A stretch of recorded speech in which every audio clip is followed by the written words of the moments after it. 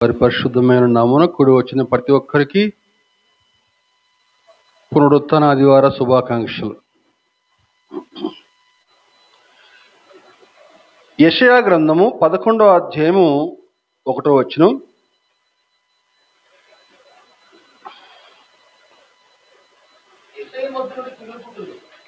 యెషయి మొద్దు నుంచి చిగురు పుట్టును, వాని వేరుల నుండి అంకురము ఎదిగి ఫలించును. చాలండి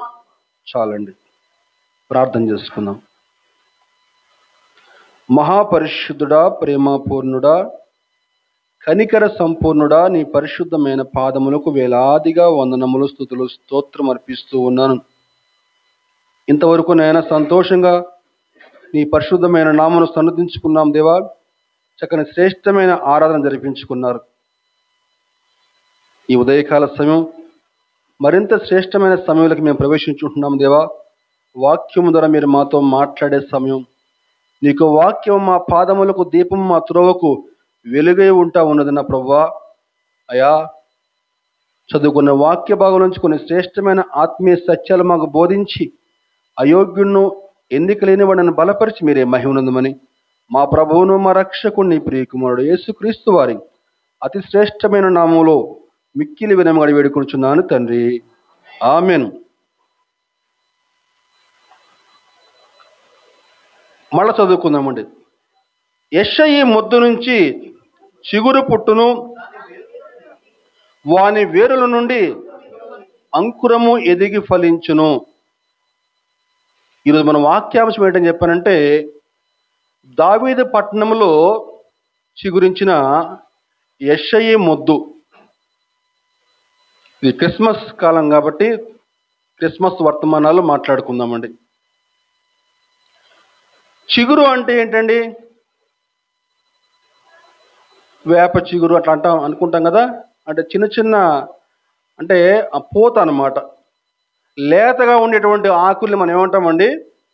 చిగురు అని చెప్పి అంటాం. ఏదైనా ఒక చెట్టు కొట్టేసిన తర్వాత మోడుగా మిగిలిపోద్ది కదా, మొద్దుబారిపోద్ది. దాని నుంచి కొత్తగా వచ్చేటువంటి వాడిని ఏమంటాం మనం? అప్పుడే చెట్టు మళ్ళా చిగురిస్తూ ఉంది అని చెప్పి చెప్తాం మనం. ఈ ప్రవచన వాక్కు మాట్లాడింది ఎవరయ్యా అని చెప్పానంటే, ప్రవక్త అయినటువంటి యెషయా గారు మాట్లాడుతున్నారండి.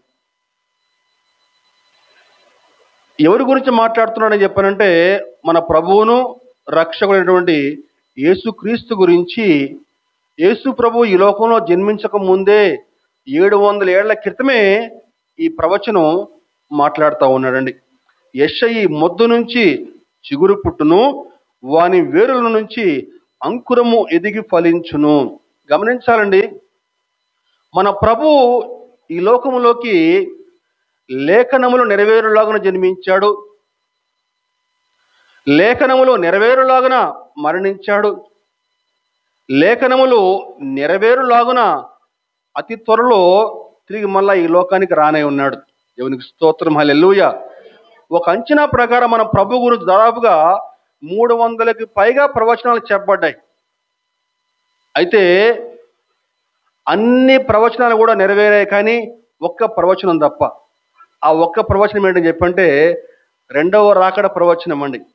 అది కూడా అతి త్వరలో నెరవేరబోతా ఉంది. దేవుని నామానికి మహిమ కలుగును గాక, హల్లెలూయా. అయితే ఆయన యొక్క జన్మ గురించి చెప్పబడినటువంటి ప్రాముఖ్యమైన ప్రవచనాల్లో ఈ యొక్క ప్రవచనం ఒకటండి. అద్భుతమైన ప్రవచనం అన్నమాట. యెషయి మొద్దు నుంచి చిగురు పుట్టును, వాని వేరుల నుండి అంకురము ఎదిగి ఫలించును. ఏంటండి అసలు యెషయి మొద్దు అని చెప్పానంటే? అసలు మొద్దుని మనం దేన్ని అంటాము? ఏదైనా ఒక పెద్ద వృక్షం కొట్టేసినప్పుడు మనం దాన్ని మొద్దు అని చెప్పని పిలుస్తాం.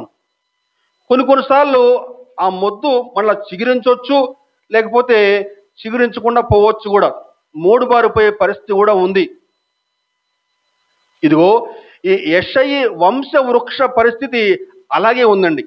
అందుకే యెషయి మొద్దు అని చెప్పని పిలుస్తూ ఉన్నారు. ఏంటి యెషయా వంశ వృక్షం అని చెప్పినట్టు గమనించాలి.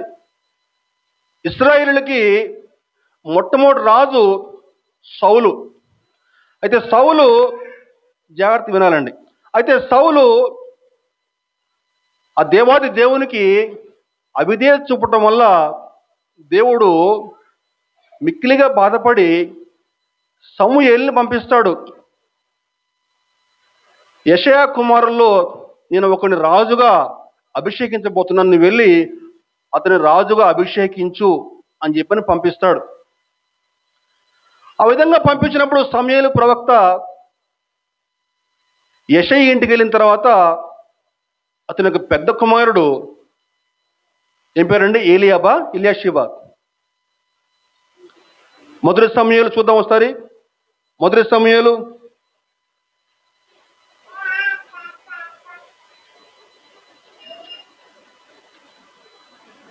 16వ అధ్యాయం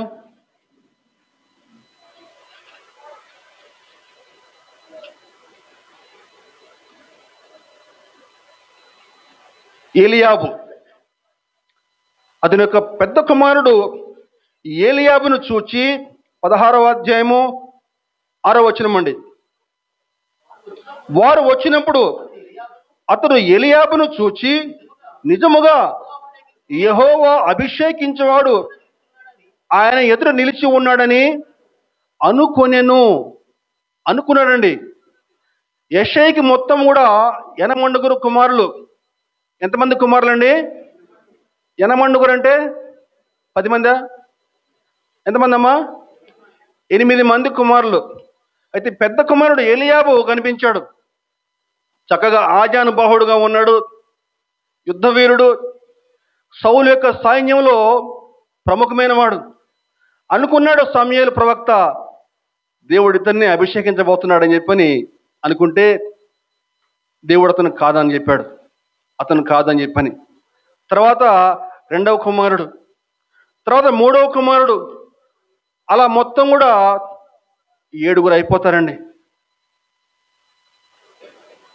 చిట్ట చివరకు నీకు కుమారులు ఎంతమందేనా, ఇంక వేరే ఇంకెవరు ఉన్నారా అని చెప్పి అడుగుతున్నప్పుడు సమూయేలు అప్పుడు ప్రశ్న ఏంటని చెప్పానంటే సమూయేలు 16వ అధ్యాయంలో 11వ వచనం చూద్దామండి. నీ కుమారులందరూ ఇక్కడే ఉన్నారా అని యెషయాను అడగగా అతడు ఇంకను కడసరి వాడున్నాడు, అయితే వాడు గొర్రెలను కాయచున్నాడు అని చెప్పాను. అదండి, గొర్రెలను కాస్తా ఉన్నాడు అతడు అని చెప్పినప్పుడు అతన్ని పిలువనంపిస్తారు. అదిగో అతన్ని ప్రభు రాజుగా ఎన్నుకున్నాడండి. మనుషులు కేవలం పైరూపం మాత్రమే చూస్తారు, కానీ మన దేవుడు హృదయాంతరంగాన్ని పరిశీలించేటువంటి వాడు.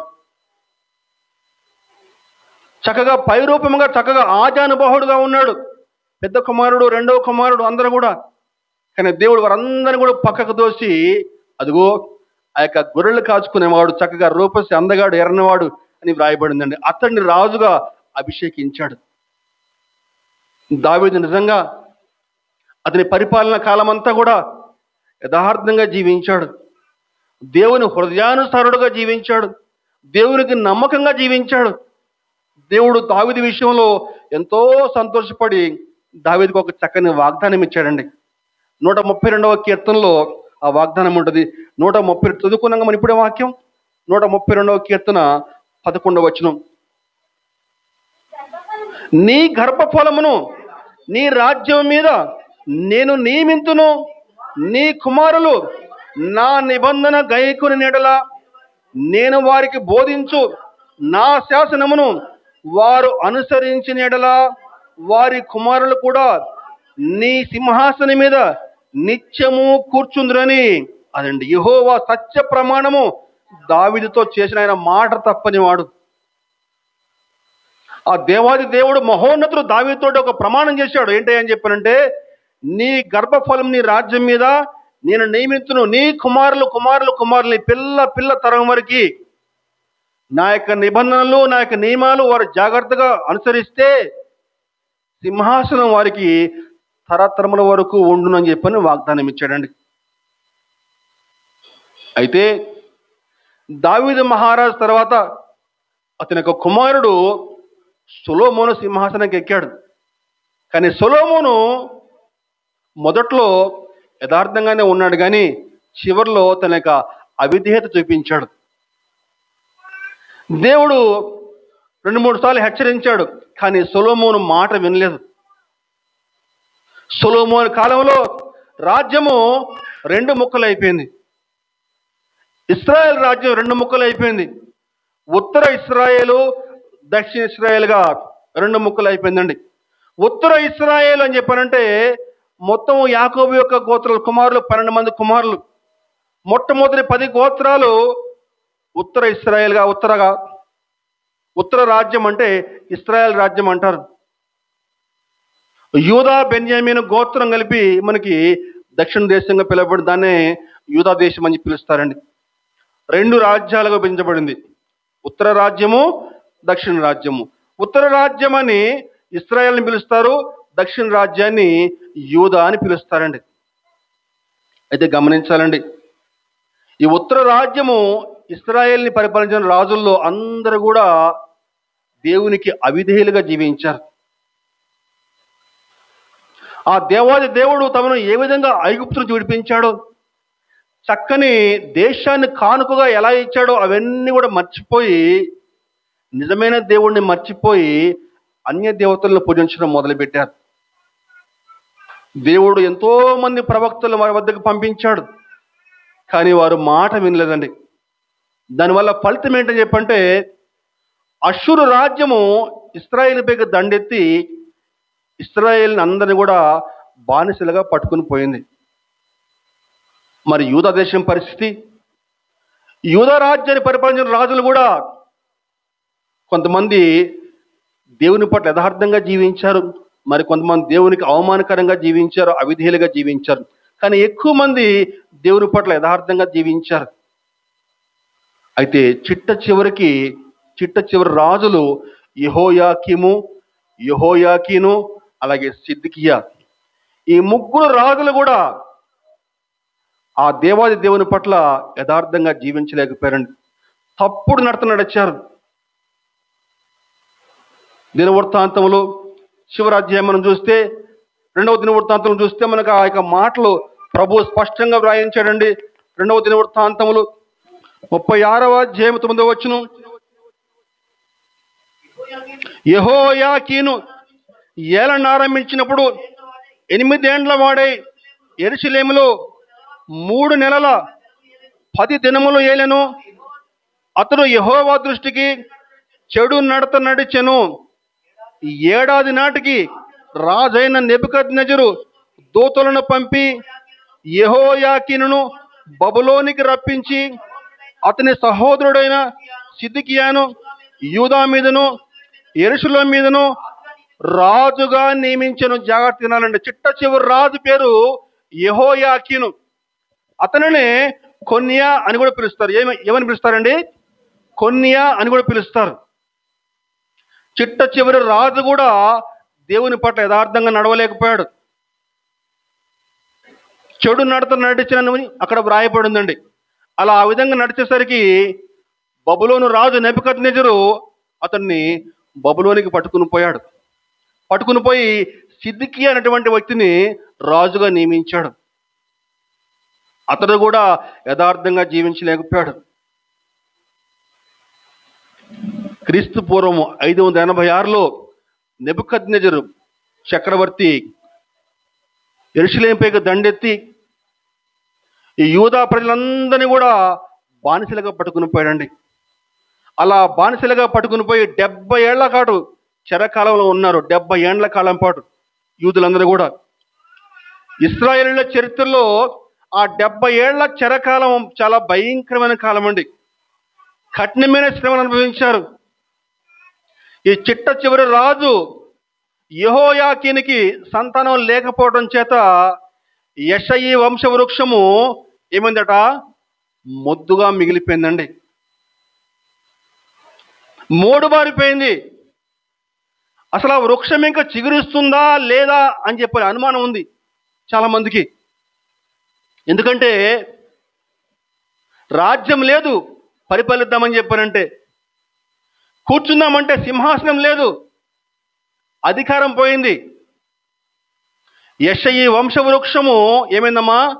మొద్దుగా మిగిలిపోయింది, మోడు బారిపోయింది. కానీ మరి దేవుడు మాట ఇచ్చాడే, ఏముంది వాక్యం? ఆయన మాట తప్పని వాడు అని చెప్పనే మాట మనం చూసుకుందామండి. ఉందా? 132లో చివరి మాట ఏముందండి? 132:12 యెహోవా సత్య ప్రమాణము దావీదుతో చేసెను, ఆయన మాట తప్పని వాడు, ఆయన మాట తప్పని వాడు. దేవునికి స్తోత్రం చెప్దాం ఒకసారి. హల్లెలూయా, స్తోత్రం. అయితే ఆ యెషయి మొద్దు పూర్తిగా మోడు బారిపోలేదు, ఆ యెషయి మొద్దు చిగురించిపోతా ఉంది అని చెప్పని ఇగో ఈ యెషయి గారు 700 ఏళ్ల క్రితమే ఒక చక్కని ప్రవచనం పలికాడండి. తప్పకుండా చిగురిస్తుంది ఈ యెషయి మొద్దు. యెషయా గ్రంథం 11వ అధ్యాయం చూస్తే, 11వ అధ్యాయం చూస్తే మనం చక్కని మాటలు కూడా యెషయా గారు మాట్లాడుతూ ఉన్నారు. 11వ అధ్యాయము 2వ వచనం, యెహోవా ఆత్మ జ్ఞాన వివేకములకు ఆధారమగు ఆత్మ, ఆలోచన బలములకు ఆధారమగు ఆత్మ, తెలివిని యెహోవా యెడల భయభక్తులను పుట్టించు ఆత్మ అతని మీద నిలుచును. భక్తుడు యెషయా యేసు ప్రభు ఈ లోకంలో జన్మించక ముందే 700 ఏళ్ల క్రితమే ఇక ప్రవచనం పలుకుతున్నాడండి. ఆ యొక్క పలికిన ప్రవచనం వ్యర్థం కాకుండా దావీదు మహారాజు తర్వాత 1000 ఏళ్ల తర్వాత ప్రభు అయిన యేసుక్రీస్తు దావీదు ఎక్కడైతే జన్మించాడో, దావీదు ఏ ప్రాంతంలో తిరిగాడో, దావీదు ఎక్కడ జన్మించాడో అదే స్థలంలో యేసు ప్రభు జన్మించాడు అని చెప్పని చరిత్రకారులు చెప్తారండి. ఆ పశువుల పాక, ఆ ప్రాంతము దావీదు జన్మించినటువంటి ప్రాంతమే అని చెప్పని చెప్తారు చరిత్రకారులు. మన దేవుడు మాట తప్పని వాడండి. దావీదు కుమారునిగా అబ్రహాము కుమారుడు దావీదు, దావీదు కుమారుడుగా యేసుక్రీస్తు ఈ లోకంలో జన్మించాడండి. దావీదు తర్వాత 1000 ఏళ్ల తర్వాత అదిగో ఆ ప్రవచనము నెరవేరింది. ఆయన గురించి యెషయా గారు మాట్లాడుతున్నారు. యెహోవా ఆత్మ జ్ఞాన వివేకములకు ఆధారమగు ఆత్మ, ఆలోచన బలములకు ఆధారమగు ఆత్మ, తెలివిని యెహోవా యెడల భయభక్తులను పుట్టించు ఆత్మ అతని మీద నిలుచును. ఇవన్నీ కూడా యేసు ప్రభు యొక్క గుణ లక్షణాలండి. ఎటువంటి గుణ లక్షణాలండి? ఆయన ఆత్మ జ్ఞానము, వివేకము, ఆలోచన, బలము, తెలివి, దేవుని పైన భయభక్తులు గల ఆత్మ అండి. ఇవన్నీ కూడా యేసు ప్రభు యొక్క గుణ లక్షణాలు. అతని గురించి ఇంకా వ్రాస్తా ఏమన్నారని చెప్పానంటే, కంటి చూపును బట్టి అతడు తీర్పు తీర్చడు, తాను వినుదాన్ని బట్టి విమర్శ చేయడు, నీతిని బట్టి బెదలకు తీర్పు. కంటి చూపును బట్టి అని చెప్పానంటే మనం చూసేదాన్ని బట్టి కాక, అంటే మన కళ్ళే మనల్ని ఒక్కోసారి మోసం చేస్తాయండి. వినేదాన్ని బట్టి కాక, అంటే వాళ్ళు వీళ్ళు చెప్పేట మాటలు బట్టి కాక, నీతిని బట్టి ఆయన న్యాయం తీరుస్తానని చెప్తున్నానండి. ఏ నీతి అండి? దేవుని నీతి. దానికి ఒక చక్కని ఉదాహరణ చెప్పాలని చెప్పానంటే, వ్యభిచారంలో పట్టబడ్డ స్త్రీని ఆయన వద్దకు పట్టుకుని వస్తారు. ఇప్పుడు నువ్వు ఏం తీర్పు తీరుస్తావు అని చెప్పని ప్రభు వద్దకు పట్టుకొస్తే ఏమంటాడు ప్రభువు? ఏమంటాడండి ప్రభు? మీలో పాపము లేని వాడు ఉంటే ముందుగా రాయి వేయండి. అందరూ వెళ్ళిపోతారండి. అమ్మా, నేను కూడా నేనేమి చేయను, ఇకను పాపము చేయకని చెప్పి ఆయన పంపించేస్తాడండి. అది దేవుని యొక్క నీతి అని చెప్పంటే అలా ఉంటుందండి. కంటి చూపును బట్టి కాక, వినుదాన్ని బట్టి కాక, నీతిని బట్టి ఆయన న్యాయం తీరుస్తాడని చెప్పని ఉందండి. అదే ప్రవచనం చూసుకుంటే మనకి ఇర్మియా గారు కూడా సేమ్ అదే మాటలు మాట్లాడుతూ ఉన్నాడండి. అద్భుతంగా ఇర్మియా గ్రంథం చూసుకుంటే 37వ అధ్యాయము 15వ వచనం చూస్తే, ఇర్మియా 33:15 చూస్తే, ఆ దినములలో ఆ కాలమందే నేను దావీదునకు నీతి చిగురును మొలిపించదను, అతడు భూమి మీద నీతి న్యాయములను అనుసరించి జరిగించును, నీతిని బట్టి పరిపాలన చేస్తాడు. గమనించాలండి, ఇక్కడ ఇద్దరు కూడా, భక్తుడు యెషయా అదేవిధంగా ఇర్మియా కూడా, ఇరువురు కూడా పరిపాలన చేస్తాడు, నీతి న్యాయములతో పరిపాలన చేస్తాడు అనే మాటలు ప్రధానంగా ప్రస్తావించారు. గమనించాలి, జాగ్రత్తగా వినాలండి. గొప్ప అర్థం ఇక్కడ దాగి ఉందండి. నీతి న్యాయములతో ఆయన పరిపాలన చేస్తాడు అనే మాటలు యెషయా భక్తుడు ప్రవచించాడు, అలాగే ఇర్మియా కూడా ప్రవచించాడు. యేసు ప్రభు ఈ లోకానికి వచ్చినటువంటి కారణాల్లో మొట్టమొదటి కారణం మనం గమనించగలిగితే, ఆయన సమస్త దుర్నీతి నుంచి మనల్ని పవిత్రపరచుటకు ఆయన ఈ లోకానికి వచ్చాడండి. మొదటి యోహాను 1:9 ఆ మాట వ్రాయబడి ఉంది. మొదటి యోహాను 1:9, మన పాపములను మనము ఒప్పుకునే యెడల ఆయన నమ్మదగిన వాడును నీతిమంతుడు కనుక ఆయన మన పాపములను క్షమించి సమస్త దుర్నీతి నుంచి మనల్ని పవిత్రులుగా చేయను. సమస్త దుర్నీతి నుంచి ఎప్పుడండి? ఆయన నమ్మదగిన వాడు నీతిమంతుడు కనుక మన పాపములు మనం ఒప్పుకుంటే, అయ్యా నేను పాపిని ప్రభు అని ఒప్పుకుంటే, అవునండి, మన ప్రభువు ఈ లోకానికి మొట్టమొదటి రాకడు ఎలా వచ్చాడని చెప్పారంటే, ఒక గొర్రె పిల్లగా ఈ లోకానికి వచ్చాడు. మనందరి పాపాలు భరించడానికి ఆయన ఈ లోకానికి వచ్చాడండి. మనందరి పాపాలు కూడా ఆయన భరించి శిలువపై తనకు అమూల్యమైన రక్తాన్ని చిందించాడు. అది ఆయనకు మొట్టమొదటి రాకడ. ఈ మొట్టమొదటి రాకడలో ఆయన పరిపాలన చేయడానికి రాలేదండి. ఎందుకు వచ్చాడు? మన పాపాలు భరించడానికి వచ్చాడండి. ఎందుకు వచ్చాడు అమ్మ యేసు ప్రభు ఈ లోకానికి? మన పాపాలు భరించడానికి వచ్చాడు, కానీ పరిపాలన చేయడానికి రాలేదు. జాగ్రత్తగా అర్థం చేసుకోవాలండి. అయితే మరి ఇక్కడ ఏముంది మాటలు? ఆయన పరిపాలన చేస్తాడు అని ఉందండి. ఆయన పరిపాలన చేస్తాడు, నీతి న్యాయములతో ఆయన పరిపాలన చేస్తాడని చెప్పిన ఇద్దరు భక్తులు ప్రవచించారు. మరి అందులో అర్థం ఏంటండి అని మనం చూడగలిగితే, ఆ మాటలు దేని గురించి వ్రాయబడ్డాయని చెప్పంటే, యేసు ప్రభు యొక్క రెండవ రాకడ గురించి ఆ మాటలు వ్రాయబడ్డాయండి. దేవునికి స్తోత్రం, హల్లెలూయా. ఇప్పుడు మాట్లాడుతున్న నేను మాట్లాడండి, యేసు ప్రభు ఈ లోకంలో ఇంకా జన్మించలేదు. బబులోను చెరకు కూడా వాళ్ళు ఇశ్రాయేలు వెళ్ళలేదు. ఇంకా బబులోను చెరకి ఇశ్రాయేలు వెళ్ళక ముందే, 1 శతాబ్దం ముందే ఈ యెషయా గారు ఈ మాటలు ప్రవచిస్తా ఉన్నారు. అద్భుతం అండి, ఎంత అద్భుతం అని చెప్పారంటే, అప్పటికి ఇశ్రాయేలు ఇంకా బబులోను చెరకు పోలేదు. ఈ యెషయా భక్తుడు ఏ కాలం నాటివాడని చెప్పారంటే, రాజైన ఉజ్జియా కాలం నాటివాడు. ఉజ్జియా కాలం నాటివాడండి. ఉజ్జియా మనష్షే కాలం నాటివాడండి.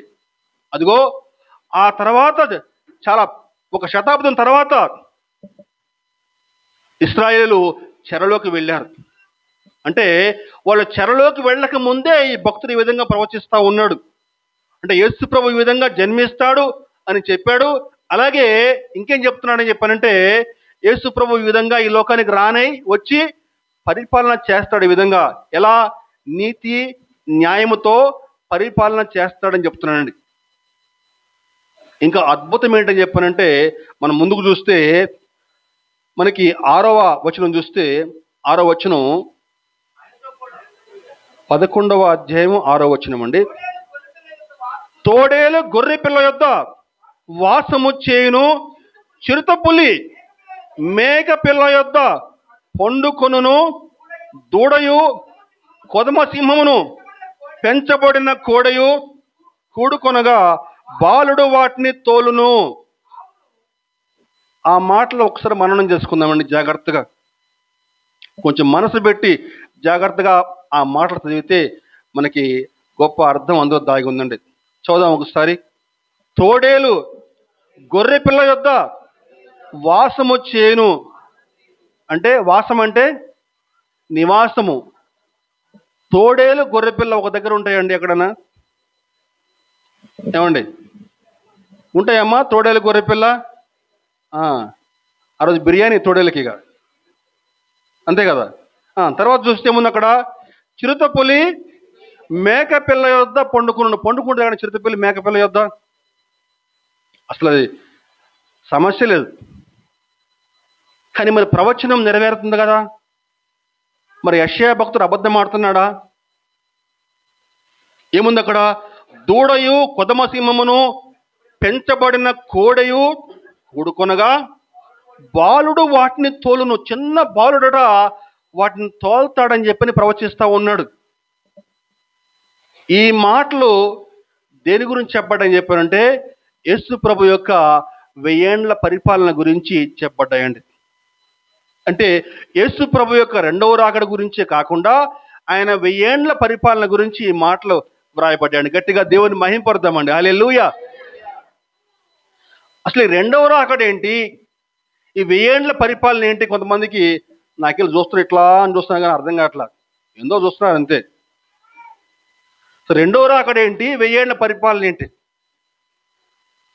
యేసు ప్రభు ఈ లోకానికి వచ్చిన తర్వాత ఆయన మరణించి సమాధి చేయబడి తిరిగి పునరుత్థానమైన తర్వాత పరలోకానికి ఆరోహణమై వెళ్తా ఉంటే దూతలు ఒక మాట మాట్లాడతారండి.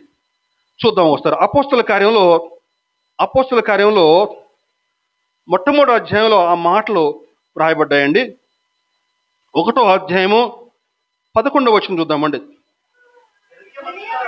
గలిలయ మనుషులారా, మీరెందుకు నిలిచి ఆకాశం వైపు చూస్తున్నారు?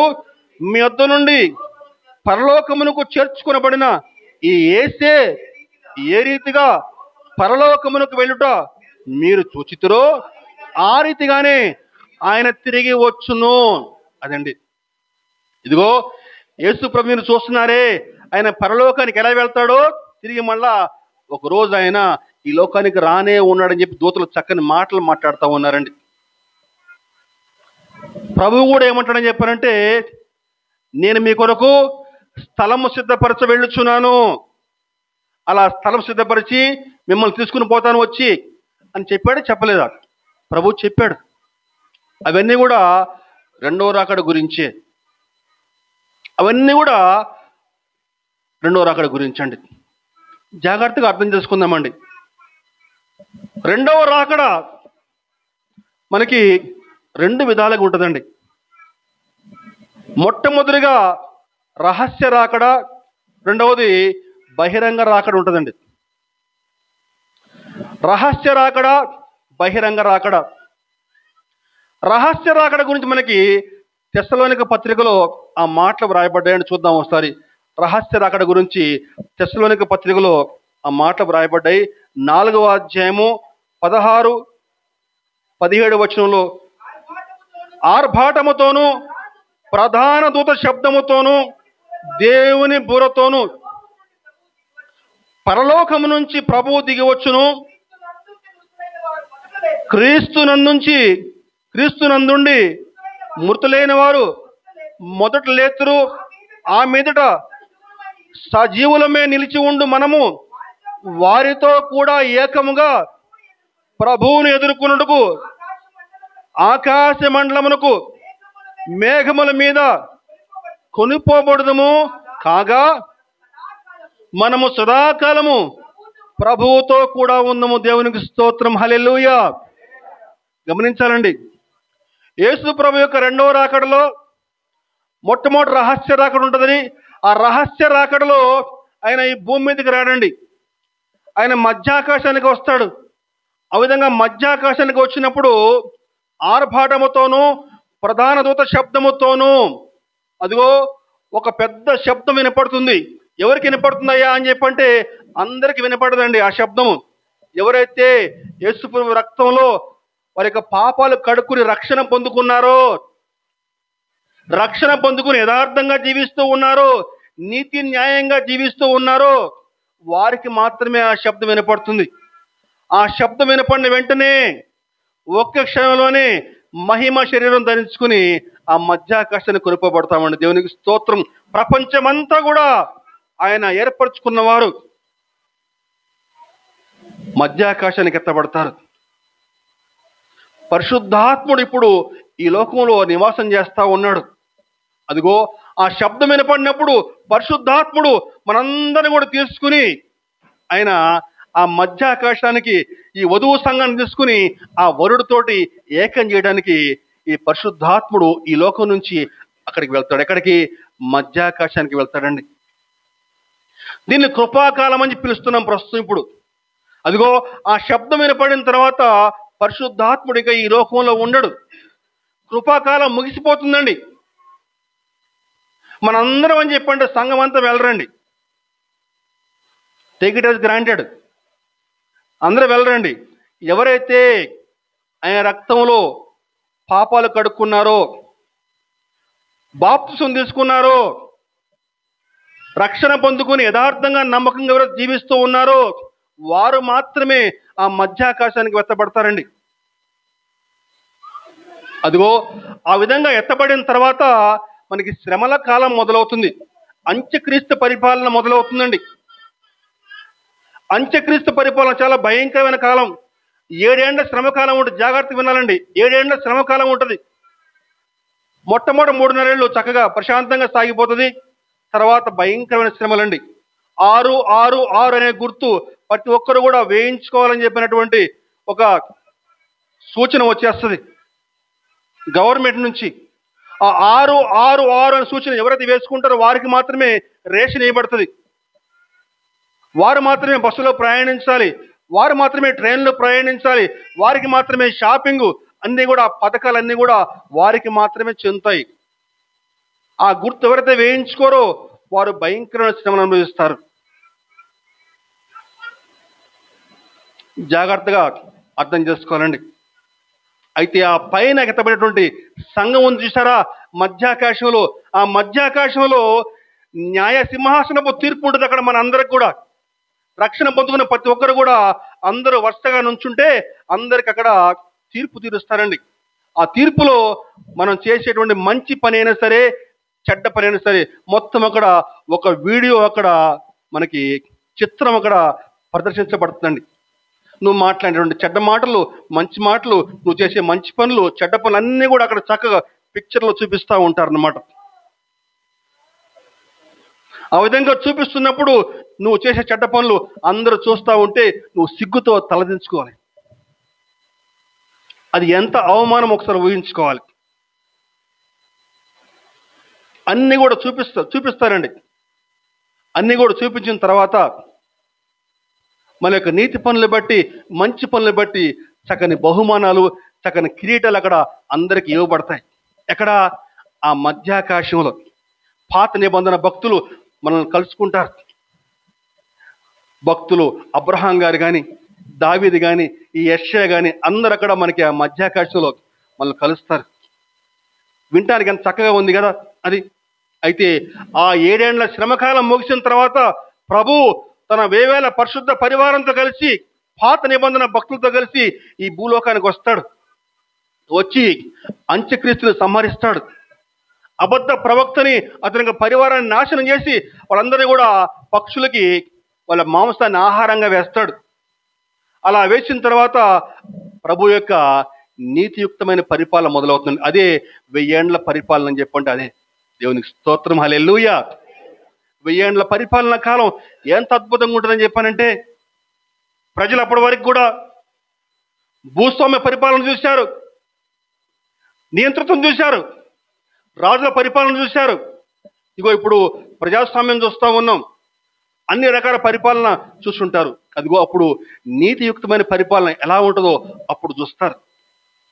ఆ కాలం ఎలా ఉంటుందయ్యా అని చెప్పానంటే, ఏదైనా తోటలో ఆదాము హవ్వలు ఉన్నప్పుడు ఎంత ప్రశాంతంగా, ఎంత అద్భుతంగా ఉందో అంత అద్భుతంగా ఉంటుందండి.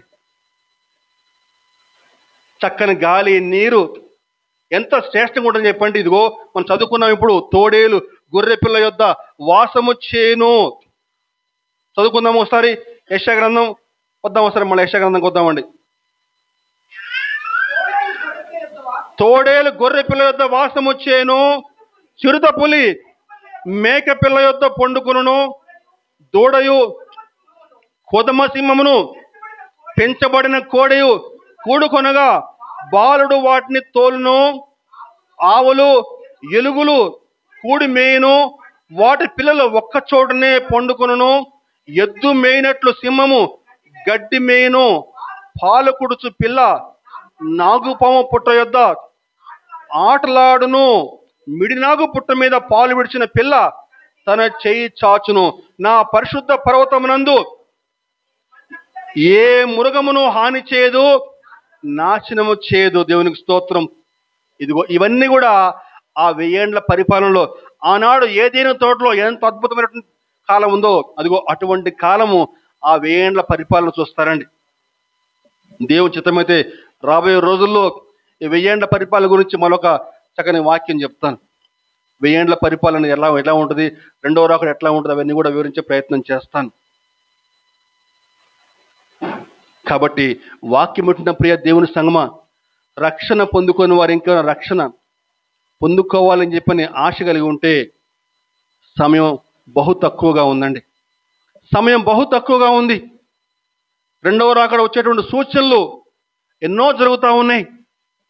కాబట్టి మేలుకొని త్వరగా రక్షణ పొందుకోమని చెప్పి ప్రభు పేరిట మిక్కిలి వినయంగా బతిమాలుకొనుచున్నాను.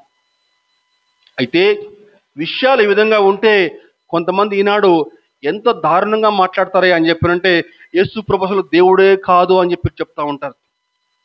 ఆయన దేవుడు కాదు యేసు ప్రభు, ఆయన దేవుని కుమారుడు కదా, ఆయన ఓన్లీ కుమారుడే కదా, దేవుడు ఎందుకు అయ్యాడు అని ఒక ఆయన చెప్తే, ఇంకొక ఆయన అంటాడు ఆయన గొప్ప ప్రవక్త అని చెప్పి చెప్తారు. ఆయన ప్రవక్త మాత్రమే, ఆయన దేవుడు కాదు అని చెప్పి మాట్లాడుతూ ఉంటారు. మరి యేసు ప్రభు మరి దేవుడు కాదండి? యేసు ప్రభు దేవుడు అవునో కాదో బైబిల్లో ఎన్నో లేఖనాలు ఉన్నాయండి ఆయన దేవుడు అని చెప్పని నిరూపించడానికి. యేసు ప్రభు యొక్క దైవత్వం గురించి, ఆయన యొక్క గొప్పతనం గురించి మనం హెబ్రీ పత్రికకి వెళ్తే, హెబ్రీ పత్రిక 1వ అధ్యాయంలో ఆయన యొక్క దైవత్వం గురించి ఎన్నో చక్కని మాటలు అక్కడ వ్రాయబడ్డాయండి. చూద్దాం ఒకసారి. హెబ్రీ పత్రిక 1వ అధ్యాయం చూస్తే, హెబ్రీ పత్రిక 1వ అధ్యాయము ఆయన గురించి కొన్ని మాటలు అక్కడ వ్రాయబడ్డాయండి. మనం చదువుకుందాం ఒకసారి. హెబ్రీ పత్రిక 1వ అధ్యాయం 2వ వచనం. ఈ దినముల అంతమందు కుమారుని ద్వారా మనతో మాట్లాడిను. ఆయన ఆ కుమారుని సమస్తమునకు వారసునిగా నియమించెను. ఆయన ద్వారా ప్రపంచమును నిర్మించెను. చాలండి, నాకెళ్ళి చూడండి ఒకసారి. ఇంకా సమస్తమునకంటే చెప్పానంటే తండ్రి యొక్క దైవత్వానికి, ఆయన గొప్పతనానికి, సర్వ సృష్టికి కూడా ఆయన వారసునిగా ఉన్నాడు అంటే సమస్తం అని చెప్పానంటే తండ్రి యొక్క గొప్పతనానికి, ఆయన అధికారానికి, అలాగే సర్వ సృష్టికి కూడా ఆయన వారసుడిగా ఉన్నాడు. ఇంకా ముందుకెళ్తే నానా సమయంలో, పూర్వకాలమందు నానా సమయములో, నానా దినములలో, నానా సమయముల్లో, నానా విధములుగాను ప్రవక్తల ద్వారా మన పితరులతో మాట్లాడిన దేవుడు. ఆగండి అక్కడ బ్రేక్ లేండి కొంచెం. నానా విధములుగాను ప్రవక్తల ద్వారా మన పితరులతో మాట్లాడిన దేవుడు అని చెప్పారంటే మనకి పాత నిబంధన వస్తుంది. పాత నిబంధన కాలంలో నానా సమయములలో నానా విధములుగా అబ్రహాముతో మాట్లాడాడు, ఇస్సాకుతో మాట్లాడాడు, యాకోబుతో మాట్లాడాడు, మోషేతో మాట్లాడాడు, ఇంకా అనేక మంది ప్రవక్తలతోటి మాట్లాడిన దేవుడు ఇదిగో ఈ యొక్క యుగాంతమందు, ఇదిగో ఈ కాలమందు ఏముంది అక్కడ, ఈ దినములంతమందు కుమారుని ద్వారా మనతో మాట్లాడాడండి. ఇంకా ముందుకెళ్తే ఏంటంటే అని చెప్పానంటే ఆయన కుమారుని ద్వారా సమస్తమునకు వారసునిగా నియమించెను. ఆయన ద్వారా ప్రపంచమును నిర్మించెను. ప్రపంచమంతటిని కూడా ఆయనే నిర్మించింది. ఎవరు? కుమారుడు యేసుక్రీస్తు అని చెప్పని అక్కడ దేవుడు నొక్కి వక్కాణిస్తా ఉన్నాడు, గమనించాలి. సమస్తమునకు ఆయనే వారసుడు. ఇంకా కొంచెం ముందుకెళ్తే తన మహత్తు గల మాట చేత సమస్తమును నిర్వహించుచు, తన మహత్తు గల మాట చేత సమస్తం నిర్వహించుచు మొట్టమొదటిగా ఆయన సమస్తమునకు వారసుడు. నెంబర్ 2, తన మహత్తు గల మాట చేత సమస్తమును నిర్వహించుచు. తన మహత్తు గల మాట చేత, నోటి మాట చేత సూర్యుడిని, చంద్రుణ్ణి, నక్షత్ర మండలాలు చేసినటువంటి దేవుడు. ఈ సృష్టి అంతటిని కూడా నోటి మాట చేత శాసించేటువంటి దేవుడు. రాజని హిజ్కియా బాగైపోయిన తర్వాత మరణంలో నుంచి జీవంలోకి తేపడ్డాడు. మరి నేను బాగయ్యాను కదా, దానికి మరి సూచన ఏంటి అని చెప్పానంటే, సూర్యుని యొక్క గమనం ఏం చేశాడమ్మా చెప్పాలి, తలకి ఊపుతున్నారు. సూర్యుని యొక్క గమనాన్ని మార్చాడని చెప్పి ఎట్లా మార్చాడు? 10 మెట్లు నీడ వెనక్కిపోయిందండి. 10 మెట్లు నీడ వెనక్కిపోవడం అని చెప్పి అర్థం ఏంటండి? సూర్యుని యొక్క నీడని, ఆ యొక్క నీడ ఉంటుంది కదా, నీడని వెనక్కి లాగాడు. వెనక్కి లాగడం అని చెప్పారంటే సూర్యుని యొక్క గమనాన్ని వెనక్కి పంపించాడండి. 10 మెట్లు అని చెప్పారంటే ఒక హాఫ్ డే అని చెప్తారు చరిత్రకారులు. ఒక హాఫ్ డే అండి 10 మెట్లు అని చెప్పానంటే. అంటే ఒక హాఫ్ డేని వెనక్కి పంపించాడు ప్రభు. దేవునికి స్తోత్రం, హల్లెలూయా.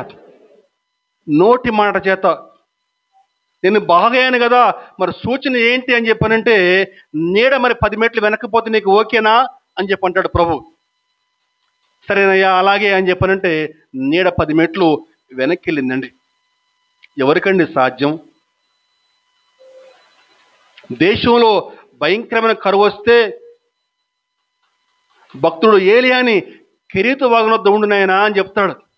ఆ కెరీతు వాగునొద్ద ఉదయము సాయంకాలము కాకులకు ఆజ్ఞ ఇచ్చి మాంసం అతనికి ఆహారంగా ఇచ్చాడు. ఉదయం మాంసము, సాయంకాలం కూడా మాంసమేనండి. కాకులు ఎక్కడైనా మాంసం కనపడితే ఊరుకుంటాయా? కానీ కాకులు ఆ మాంసం తినకుండా చక్కగా పొద్దున మాంసం అట, సాయంకాలం కూడా మాంసమేనండి. ఆ యొక్క కరువు కాలం అంతా కూడా పోషించాడు ఏలియాని. యోనా ప్రవక్త దేవునికి అవిధేయుడిగా ఉన్నప్పుడు యోనాని సముద్రంలో పడేస్తారు.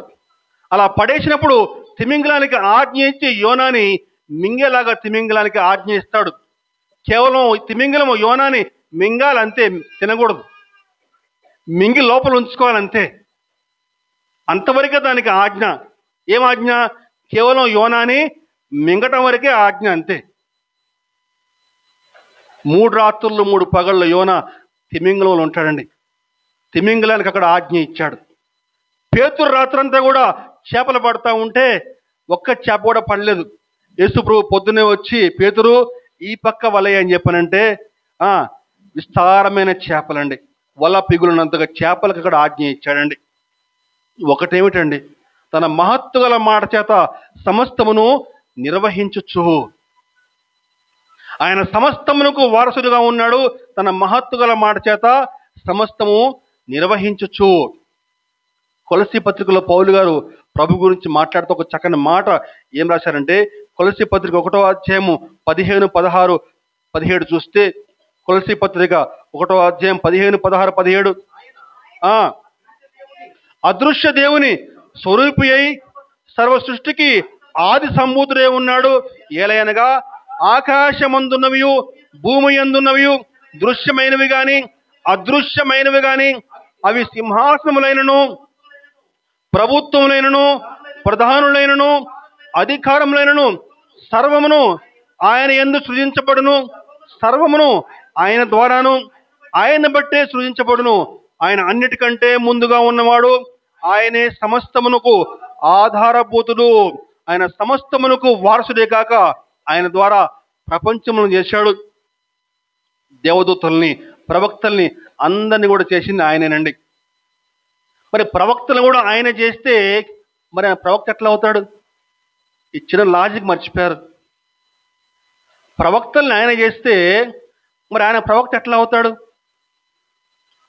సమస్తమునకు ఆయనే వారసుడు, సమస్తమును ఆయనే సృజించెను అనే మాటలు అక్కడ మనం జాగ్రత్తగా అంటలు తీసుకుంటాం. అంటే ఎప్పుడన్నా రేపటి రోజున మీకు ప్రశ్న వేస్తే ఇదిగో ఈ జవాబు చెప్పొచ్చు. సమస్తమునకు ఆయనే వారసుడు. ఇంకొంచెం ముందుకెళ్తే, పాపముల విషయమై శుద్ధీకరణము తానే చేసి, హెబ్రీ పత్రికలో ముందుకు వద్దామండి. 4వ అధ్యాయం, హెబ్రీ పత్రిక 1వ అధ్యాయం 4వ వచనం. తన మహత్తు గల మాట చేత సమస్తమును నిర్వహించుచు ఆ పాపముల విషయమై శుద్ధీకరణము తానే చేసి, చాలండి, శిలువ యాగం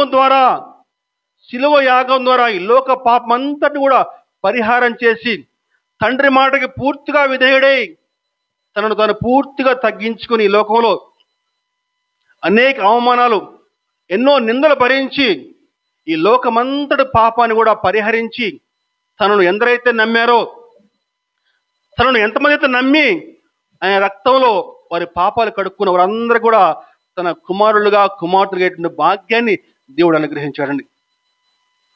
పాపముల విషయమై శుద్ధీకరణం చేసి, 3 చెప్పుకున్నామండి. ఆయన సమస్తమునకు వారసుడు. నెంబర్ 2, ఆయన తన మహత్తు గల మాట చేత సమస్తమును నిర్వహించుచు పాపముల విషయమై శుద్ధీకరణము తానే చేసి, ఇంకొంచెం ముందుకెళ్తే దేవదూతల కంటే ఎంతో శ్రేష్టమైన నామం పొందినో వారికంటే అతి శ్రేష్ఠుడై ఇంకా ఉన్నత లోకమునందు మహామహుని కుడి పార్శ్వమందు కూర్చుని ఉండగా, 1వ అధ్యాయం 6 చూద్దామండి. 1వ అధ్యాయం 6వ వచనం. మరియు ఆయన భూలోకమునకు ఆది సంభూతిని మరలా రప్పించినప్పుడు దేవుని దూతలందరూ ఆయనకు నమస్కారం చేయవలెనని చెప్పుచు, అదండి ఈ భూలోకమునకు ఆది సంభూతిని మరలా రప్పించినప్పుడు అని చెప్పానంటే, ఇదిగో ఈ 1000 ఏండ్ల పరిపాలన కాలంలో 2వ రాకడలో ఈ భూలోకానికి ఆయనకు వచ్చినప్పుడు అందరూ కూడా ఆయనకి నమస్కారం చేయాలని చెప్తున్నాడు అక్కడ. ఇంకా ఒక అద్భుతమైన మాట ఏంటని చెప్పానంటే, మనకి యెహోవాయే దేవుడు అని చెప్పేటువంటి వాళ్ళకి ఒక చక్కని మాట చూపిస్తేప్పుడు మీకు ఇక్కడ హెబ్రీ పత్రికలో 1వ అధ్యాయము 8 నుంచి 11 చూద్దామండి.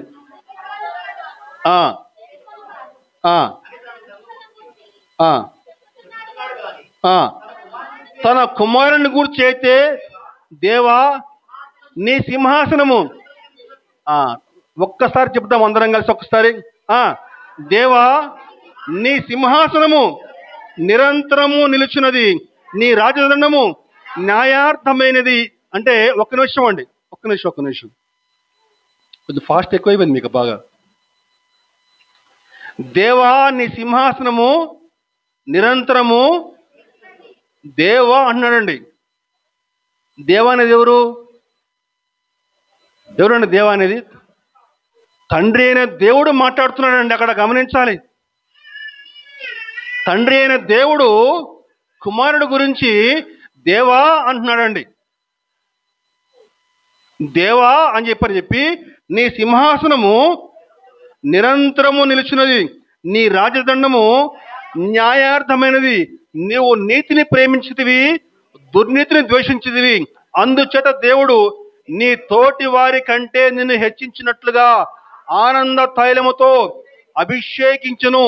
మరియు ప్రభువా, నీవు ఆదియందు భూమికి పునాది వేసితివి, ఆకాశములు కూడా నీ చేతి పనులే, అవి నశించును గాని నీవు నిలిచి ఉందువు, అవన్నీ వస్త్రములే పాతగిలును. హల్లెలూయా, దేవునికి స్తోత్రం. నమ్మితే గట్టిగా దేవుని మహింపడతామండి. హల్లెలూయా. ఆకాశములు నీ చేతి పనులే, అవన్నీ కూడా పాతగిలిపోతాయి కానీ నీవు మాత్రము నిరంతరం నిలుస్తావు. ఎవరండి మాట్లాడేది? సాక్షాత్తు తండ్రి అయిన దేవుడు కుమారుని గురించి మాట్లాడుతూ ఉన్నాడండి. ఇంతకంటే మనకు ఉదాహరణ మనకి ఇంకేం కావాలండి? అటువంటి గొప్ప దేవుణ్ణి, అటువంటి నిజమైన దేవుణ్ణి, శ్రేష్టమైన దేవుణ్ణి ఈరోజు నువ్వు నేను పూజిస్తా ఉన్నాం. అయితే ఈ మాటలన్నీ విన్న మనము ఈనాడు పరలోకానికి వెళ్ళాలని చెప్పానంటే ఏం చేయాలి? మాటలు వింటా ఉన్నాం. యేసు ప్రభు కూడా ఆనాటి కాలంలో అనేక ఉపమానాలు చెప్పి ఏమనేవాడని చెప్పానంటే, విన్న మాటలు మీరు గ్రహించితిరా, విన్న మాటలు మీకు అర్థమైనయా అని చెప్పని అడిగేవాడు ప్రభు. అర్థం కాలేదు ప్రభువా అని చెప్పానంటే ఏమనేవాడు? మీరును ఇంత అవివేకులుగా ఉన్నారా అని చెప్పి అనేవాడు. ఇప్పుడు దాకా చక్కగా విన్నారు పాటలన్నీ కూడా. మరి మాటలు విన్నటువంటి మీరు పరలోకానికి వెళ్ళాలని చెప్పారంటే ఏం చేయాలి? ఏం చేయాలో ఒక చిన్న పరిష్కారం చెప్తున్నాడు అక్కడ హెబ్రీ పత్రికలో 2వ అధ్యాయంలో 1వ వచనం చూస్తే, కావున మనము వినిన సంగతులను విడిచిపెట్టి కొట్టుకుని పోకుండానట్లు వాటి యందు మరి విశేష జాగ్రత్త కలిగి ఉండవలెను. విశేష జాగ్రత్త కలిగి ఉండవలను. విడిచిపెట్టు, మనం వినిన సంగతులను విడిచిపెట్టి కొట్టుకుని పోకుండానట్లు వాటి యందు మరి విశేష జాగ్రత్త కలిగి ఉండవలెను. అక్కడ మనం ఒక మాట మనం జాగ్రత్తగా అర్థం చేసుకోవాలండి. విడిచిపెట్టి కొట్టుకుని పోకుండానట్లు అనే పదం మాత్రం జాగ్రత్తగా మనం గమనిద్దామండి. విడిచిపెట్టి కొట్టుకుని పోకుండానట్లు. ఈ విడిచిపెట్టి కొట్టుకుని పోకుండానట్టు అనే మాట మనం జాగ్రత్తగా అర్థం చేసుకుంటే, ఒక లంగర్ ఉందనుకుందాం. దాన్ని లంగర్ అని చెప్పంటామండి. లంగర్ అని చెప్పానంటే, సముద్రంలో ఒక ఓడ కనుక ఆగినప్పుడు మనకి బండి అనుకో, బండి మనం ఆపాలంటే ఏం చేస్తాము? సైడ్ స్టాండ్ వేస్తాం. లేకపోతే కార్ అయితే గేర్ వేస్తాం. అంటే గేరా ఏంటది? హ్యాండ్ బ్రేక్ వేస్తాం. హ్యాండ్ బ్రేక్ వేస్తే చక్కగా కార్ ఆగిపోద్ది. మరి నావ ఆగాలంటే ఏం చేయాలి? ఓడ ఆగాలంటే ఇదిగో ఈ లంగర్ వేయాలండి. ఆ లంగర్ కిందకేస్తే సముద్ర అడుగు భాగంలోకి ఆ లంగర్ వెళ్ళి గట్టిగా పట్టుకుంటుంది. అలా పట్టుకున్నప్పుడు నావ ఎక్కడికి పోకుండా అక్కడే ఆగిపోద్ది. ఒకవేళ ఆ లంగర్ సరిగ్గా లేకపోతే, ఆ లంగర్ వేయకపోతే ఆ సముద్రంలో ఆ నావ కొట్టుకుని పోతూ ఉంటుంది. కొట్టుకుని పోవడమే. ఎట్లా కొట్టుకుని పోవడం చెప్పంటే, గాలి ఎట్లా వస్తే అట్లా కొట్టుకుని పోవడం అంతే. తూర్పు వస్తే తూర్పు, పడవరు వస్తే పడవర. ఇది దాని ఇష్టం, చెప్పలేము. ఈనాడు అనేక మంది క్రైస్తవుల యొక్క పరిస్థితి కూడా లంగర్ని విడిచి కొట్టుకుని పోయే నావలాగా ఉన్నారు. వాక్యం వింటున్నారు, అర్థం చేసుకోవట్లేదు. వాక్యం వింటున్నారు, తలకాయ ఊపుతున్నారు. ఇంటికి వెళ్ళగానే బైబిల్ మళ్ళా అల్మార్లో గిరాటే. మళ్ళీ ఆదివారమే మనం తెరిచేది. మనం వినిన సంగతులను ఏముంది అక్కడ? మనం వినిన సంగతులను విడిచిపెట్టి కొట్టుకుని పోకున్నట్లు వాటి యందు మరి విశేష జాగ్రత్త. లంగర్ని విడిచి కొట్టుకుని పోయే నావలాగా ఈనాడు క్రైస్తవులు రక్షణ వస్త్రాన్ని విడిచిపెట్టి గాలి ఎట్లా వస్తే అట్లా కొట్టుకుని పోతా ఉన్నారు. దానికి కారణం ఏంటి చెప్పంటారా? దేవుని యొక్క వాక్యాన్ని ధ్యానం చేయకపోవడం వల్ల, ప్రార్థన చేసుకోకపోవడం వల్ల. రెండే కారణాలు, ఇంకేమీ లేవండి. దేవుని యొక్క వాక్యాన్ని ధ్యానం చేయకపోవడం వల్ల, ప్రార్థన చేయకపోవడం వల్ల ఒక నావ ఎట్లయితే లంగర్ని విడిచి కొట్టుకుని పోయే నావలాగా అయిపోతో అలా అయిపోతారు. ఎందుకని చెప్పంటే, నువ్వు దేవుని యొక్క వాక్యం చదవకపోవడం వల్ల దేవుడు నీతో మాట్లాడే అవకాశం లేదు. దేవునికి నువ్వు ప్రార్థన చేయకపోవడం వల్ల నువ్వు దేవునితో మాట్లాడే అవకాశం లేదు. నువ్వు దేవునితో మాట్లాడే అవకాశం లేక, దేవుడు నీతో మాట్లాడే అవకాశం లేక ఏం చేస్తావని చెప్పారంటప్పుడు, నువ్వు సమస్య వచ్చినప్పుడు నువ్వు పైకి చూడటం మర్చిపోయి ఈ పక్క ఆ పక్క చూస్తావు. నీ చుట్టూ నువ్వు చూస్తావు. ఈ సమస్య వస్తే ఏం చేయాలమ్మా, ఓ అమ్మ ఏం చేయాలమ్మా అని చెప్పి వాళ్ళని అడుగుతావు. నీకున్న జ్ఞానంపై ఆధారపడతావు, దేవుని పైన ఆధారపడటం మర్చిపోతావు. వాగ్దానం మర్చిపోతావు, వాగ్దానం గుర్తుకురాదు, అంతేగా. ఈనాడు అనేక మంది పరిస్థితి ఇలాగుందండి. వాక్యం చదివితే మనకు అర్థం అవుతుంది చెప్పేటువంటి మాటలు ఏంటని చెప్పని. దేవుని మందిరానికి క్రమంగా రావాలి. దేవుని మందిరానికి క్రమంగా వస్తే నువ్వు మండించబడతావు. క్రమంగా రాకపోతే ఒక కట్టెకి మంట పెట్టి ఒక కట్టె అట్లా వదిలేస్తే ఏమవుతుందండి? కొద్దిసేపు మండి తర్వాత ఆరిపోద్ది. అదే దేవుని మందిరానికి వస్తే 4 కట్టెలు ఒక దగ్గర పెట్టి మండిస్తే బగ బగ బగ మండుతూ ఉంటుందండి. ఎప్పుడు కూడా దేవుని మందిరానికి క్రమంగా రావాలి. మొదటి ఆదివారం రావడం కాదు, ప్రతి ఆదివారం క్రమంగా రావాలి. ప్రతి ఆదివారం క్రమంగా రావాలి, ప్రార్థన చేసుకోవాలి, దేవుని యొక్క వాక్యాన్ని ధ్యానించాలండి. అదిగో ఆ విధంగా చేస్తే ఖచ్చితంగా మనం ఈ రక్షణ వస్త్రాన్ని జాగ్రత్తగా పట్టుకుని ఆ ప్రభువు వచ్చినప్పుడు మహిమ శరీరం ధరించుకుని ఆ శబ్దం వినపడగానే ఒక్క క్షణంలోనే మనందరం కూడా మహిమ శరీరం ధరించుకుని మేఘాలపై చక్కగా పాడింది పాప. ఏం పాట పాడింది? మేఘాలపై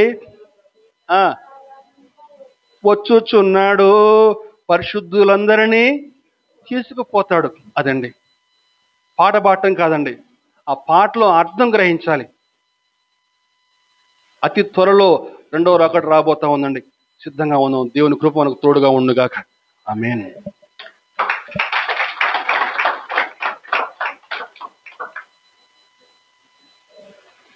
ప్రార్థన చేసుకుందాం.